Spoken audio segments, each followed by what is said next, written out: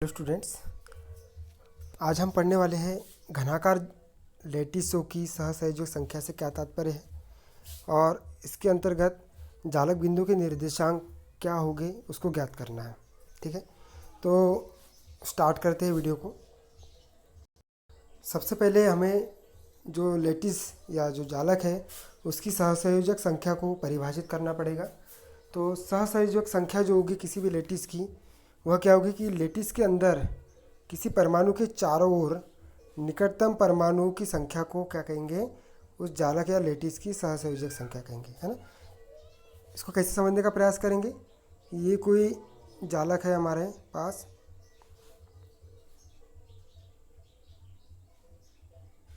ये सिंपल घनाकार जालक है। इसके प्रत्येक कोने पर क्या क्या होता है, एक एक परमाणु स्थित होता है, बराबर। तो इसका प्रत्येक परमाणु, ऐसे बहुत सारे लैटिस होंगे, है ना, और वो एक दूसरे से क्या आवर्ती रूप में जुड़े रहेंगे। तो एक लैटिस, ये एक जो परमाणु है अपने निकटतम कितने परमाणुओं से बंधा हुआ है या जुड़ा हुआ है ना।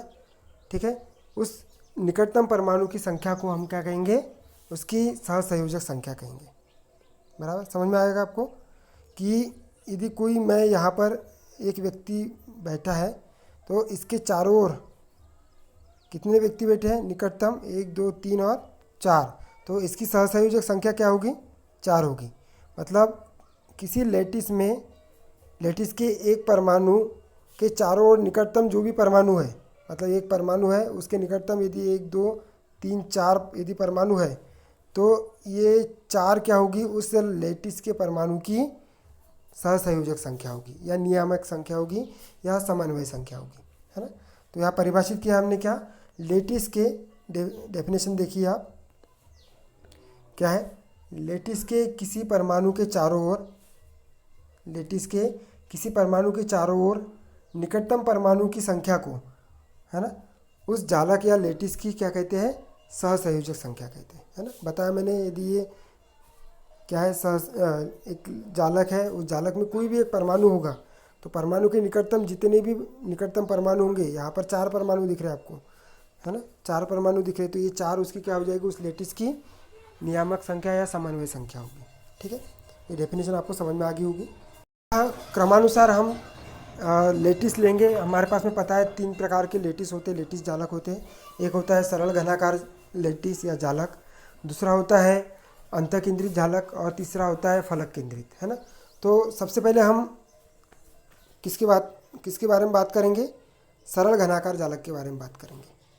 किसके बारे में, जो आद्य या एकक कोष्ठिका है जिसको अपन सिंपल क्यूबिक क्रिस्टल कहते हैं, और ये सिंपल क्यूबिक क्रिस्टल सरल घनाकार जालक के रूप में है, जिसके 8 क्या होती है, इस प्रकार से, जैसे मैंने अभी बताया था, इस प्रकार से संरचना होती है, जिसके 8 कोनों पर क्या होते हैं, एक एक परमाणु स्थित होता है ना। अब ये इसका कोई भी एक परमाणु अपने निकटतम जितने भी परमाणु से घिरा रहेगा, वो उसकी क्या कहलाती है, इस सरल घनाकार जालक की सहसंयोजक संख्या कहलाएगी या समन्वय संख्या कहलाएगी, है ना।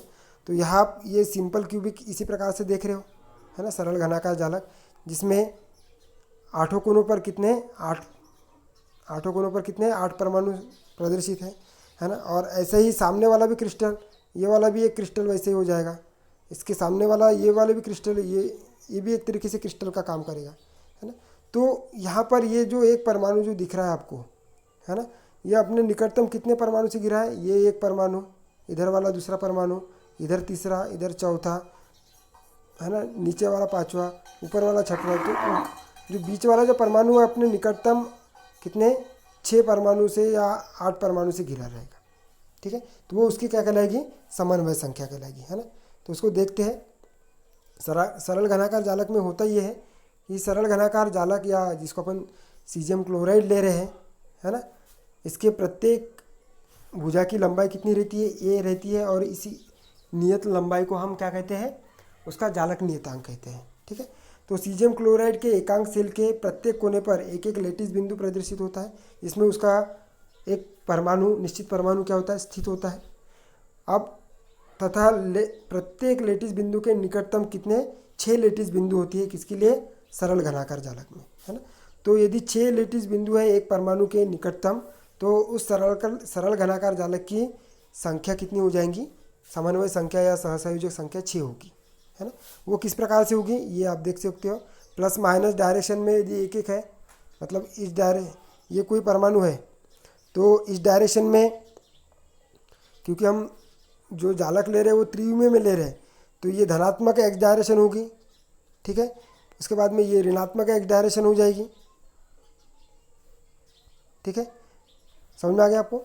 ये धनात्मक और ऋणात्मक यदि है तो ये प्लस माइनस ये आ जाएगा, क्योंकि ये जो दूसरा परमाणु है वो ए दूरी पर है और इधर वाला भी परमाणु ए दूरी पर है, तो ये प्लस है और ये कौन सा? माइनस है। उसी प्रकार से यदि वाई डायरेक्शन में है तो ये प्लस है ना, प्लस 0 और क्या हो जाएगा? प्लस माइनस प्लस ये हो जाएगा और ये क्या हो जाएगा? माइनस ये हो जाएगा। वैसे यदि जेड डायरेक्शन में तो ये प्लस हो जाएगा और ये क्या हो जाएगा? माइनस ये हो जाएगा, ठीक है। तो इस प्रकार से कितने हैं, कितने लेटिस बिंदु दिख रहे हैं आपको? 6 दिख रहे हैं। कितने दिख रहे हैं? 6 लेटिस बिंदु दिख रहे हैं आपको। वो 6 लेटिस बिंदु कौन कौन से है? ये, ठीक है।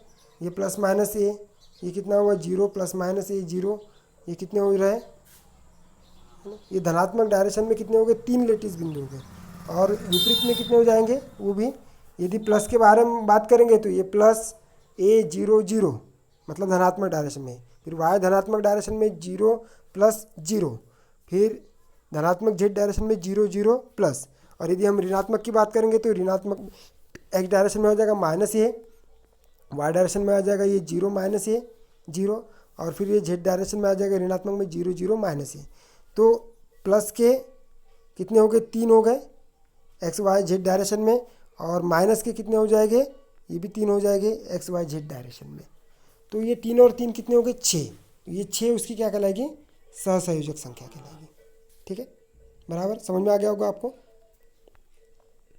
क्या है? प्लस के लिए यदि हम बात करते हैं प्लस एक्स, ये प्लस वाई और ये प्लस जेड, तो ये हो गए 3। माइनस की बात करेंगे माइनस डायरेक्शन में तो माइनस ये माइनस वाई और ये माइनस, ये क्या हो जाएगा? माइनस जेड, है ना। तो ये 3 और 3 कितने हो गए? 6 हो गए। तो 6 उस सहसंयोजक संख्या हो जाएगी किसकी? सरल घनाकार जालक की, है ना, ठीक है।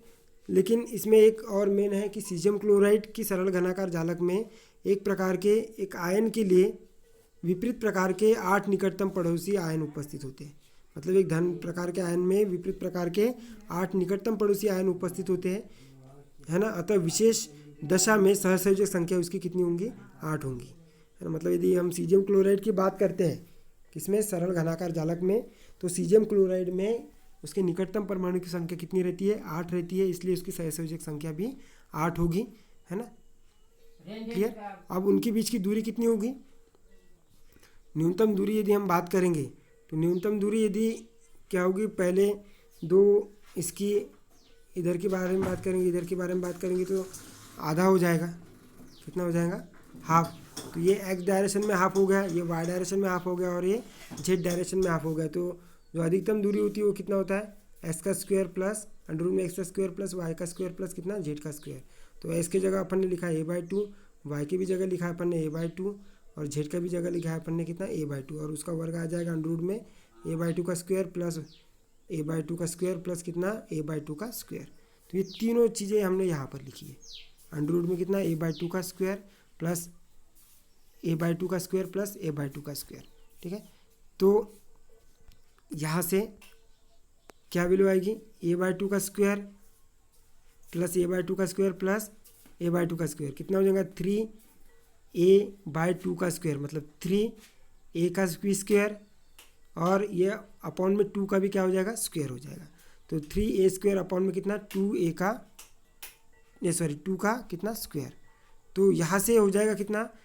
देखो 3 तो जैसे का वैसे रहेगा, ये a स्क्वायर अंडर रूट से बाहर निकल जाएगा a, और ये 2 का स्क्वायर ये भी अंडर रूट से बाहर निकलेगा, तो कितना हो जाएगा? अपॉन में 2, और ये अंडर रूट में 3 जैसा का वैसे रहेगा।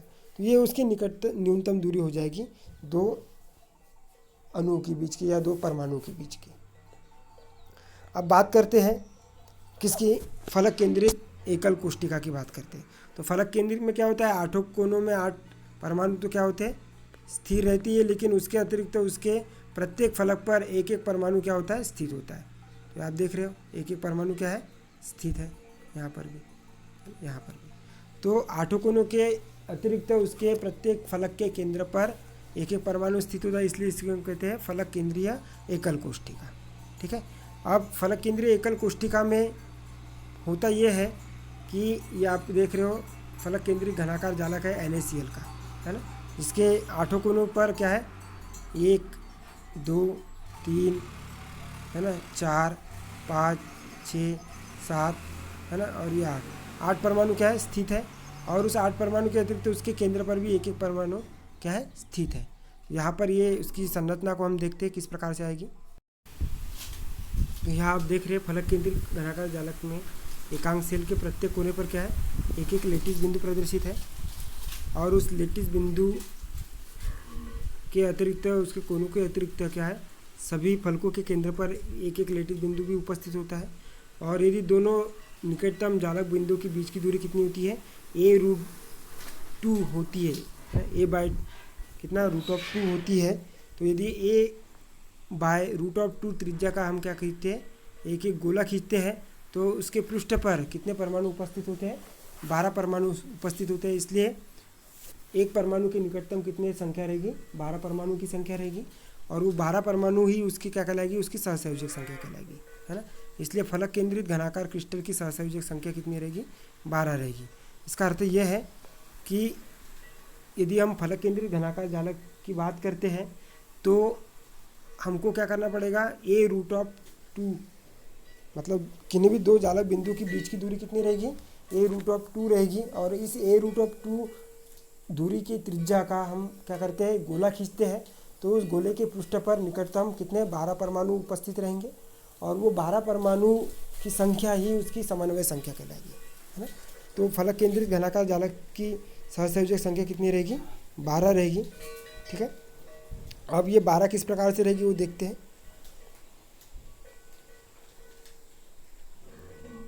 ये देखिए आप, है ना, मतलब दोनों के बीच की दूरी यदि अपन कितनी माने, a/2 माने, ठीक है। तो यदि दूरी दूरी का त्रिज्या का खींचा है हमने, a√2 दूरी की त्रिज्या का हम जब पृष्ठ खींचते हैं तो उस पृष्ठ के चारों ओर दोनों निकटतम बिंदु की संख्या कितनी रहती है, a/2 रहती है। मतलब धनात्मक में a/2 रहेगी और ऋणात्मक में कितनी रहेंगी, a/2 रहेगी, है ना। तो पहले हम दोनों पहले x और किस डायरेक्शन की बात करते हैं, x y और z डायरेक्शन की बात। तो सबसे पहले दो डायरेक्शन की बात करते हैं, है ना। मतलब ये x और y डायरेक्शन में a/2 है, फिर y को छोड़कर अब z डायरेक्शन में कितना है, a/2 है। मतलब यहाँ पर कितना है, यहाँ देखते हैं क्या, यहाँ x और y है, यहाँ क्या रहेगा, x और y, यहाँ रहेगा x और कितना z, यहाँ रहेगा कितना y और z। और मतलब ये 3 हो गए, कौन से डायरेक्शन में, धनात्मक डायरेक्शन में। मतलब a/2 और दूसरा भी a/2, दोनों धनात्मक में लेना पड़ेगा। ठीक है।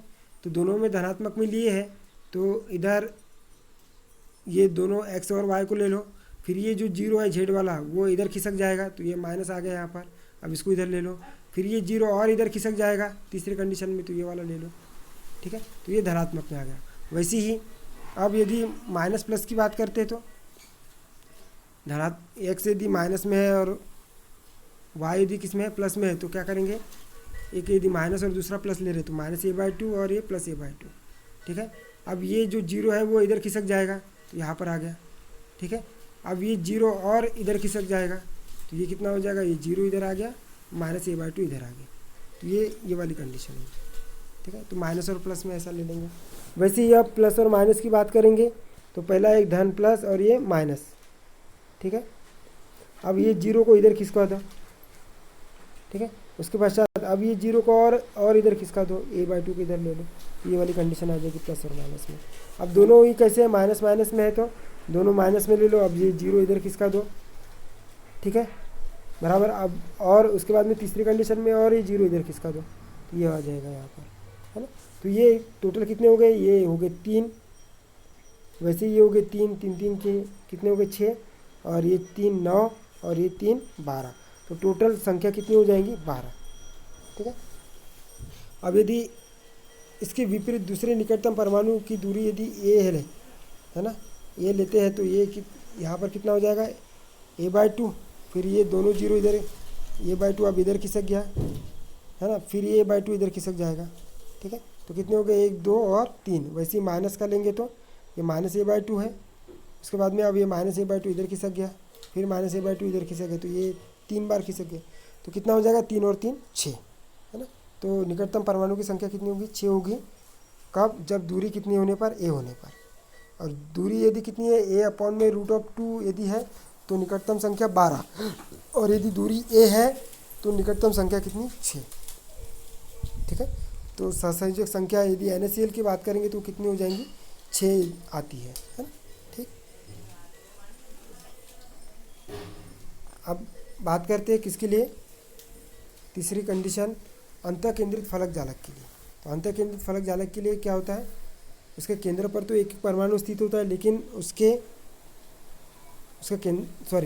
कोने पर तो एक एक परमाणु स्थित होते हैं, मतलब 8 परमाणु को 8 कोने पर स्थित है, लेकिन उसके केंद्र पर क्या होता है एक परमाणु स्थित होता है। यहाँ पर आप देख रहे हैं है ना, 8 कोनों के अतिरिक्त तो उसके केंद्र पर भी क्या होता है एक परमाणु स्थित होता है, इसलिए इसे हम कहते हैं अंतः केंद्रित है ना घनाकार जालक। तो अंतः केंद्रित घनाकार जालक के लिए हम बात करते हैं तो ये आप देख रहे हैं अंतः केंद्रित घनाकार जालक के 8 कोनों के अतिरिक्त उसके केंद्र पर भी क्या होता है एक लेटिस बिंदु प्रदर्शित होता है ना। अतः दो निकटतम लेटिस बिंदु के बीच की दूरी यदि कितनी लेते हैं अपन a√3/2 लेते हैं, तो इस a√3/2 दूरी का यदि हम एक गोला खींचते हैं तो उसके पृष्ठ पर कितने 8 निकटतम बिंदु स्थित होते हैं, परमाणु स्थित होते हैं, और इस 8 परमाणु की संख्या को ही अपन क्या कहते हैं उसकी समन्वय संख्या या सहसंयोजक संख्या कहते हैं। ठीक है। तो ये 8 सहसंयोजक संख्या कैसी हो जाएंगी, XYZ तीनों डायरेक्शन की बात करेंगे है ना। तो तीनों पहले कैसे है, तीनों XYZ डायरेक्शन में a/2 कैसी है समान है, तो a/2 और a/2। फिर आप x को क्या कर दो माइनस कर दो, ये हो गया है ना। फिर अब क्या कर दो ये -a/2 और इधर खिसका दो। ठीक है।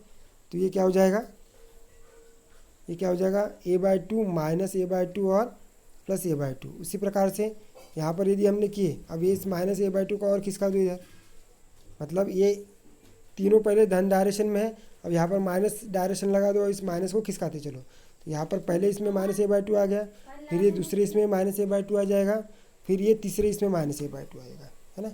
अब हम क्या करेंगे, अब हम करेंगे पहले ये -a/2 लिया था, अब दोनों जगह -a/2 लेंगे। ठीक है। तो दोनों जगह -a/2 लिया था, अब ये -a/2 इधर और खिसक जाएगा, ये वाला आ गया यहाँ पर कंडीशन। ठीक है। फिर ये -a/2 और इधर खिसक जाएगा, तो ये वाली कंडीशन आ जाएगी। ठीक है। और फिर तीनों इसमें -a/2 आ जाएगा। तो टोटल कितने हो गए 3, ये 4 हो गए और ये 4 8 है ना। तो टोटल हो गए कितने 8। तो परमाणु की संख्या कितनी हो जाएंगी 8, तो सहसंयोजक संख्या भी कितनी हो जाएंगी 8। तो हमने देखा कि सरल घनाकार जालक में यदि दूरी कितनी a है तो सहसंयोजक संख्या कितनी होती है 6। फलक केंद्रित में यदि दूरी a/√2 यदि होती है तो सहसंयोजक संख्या होती है 12, और अंतः केंद्रित जालक में दूरी यदि a√3/2 यदि होती है तो सहसंयोजक संख्या होती है कितनी 8। ठीक है। तो इस प्रकार से ये हमारा निष्कर्ष हो गया। इसमें हमने तीनों घनाकार जालकों में सहसंयोजक संख्या को क्या कर दिया व्यक्त कर दिया। तो सरल घनाकार जालक में 6, फलक केंद्रित में 12 और अंतः केंद्रित में 8, ये याद रखना है आपको। ठीक है। Thank you.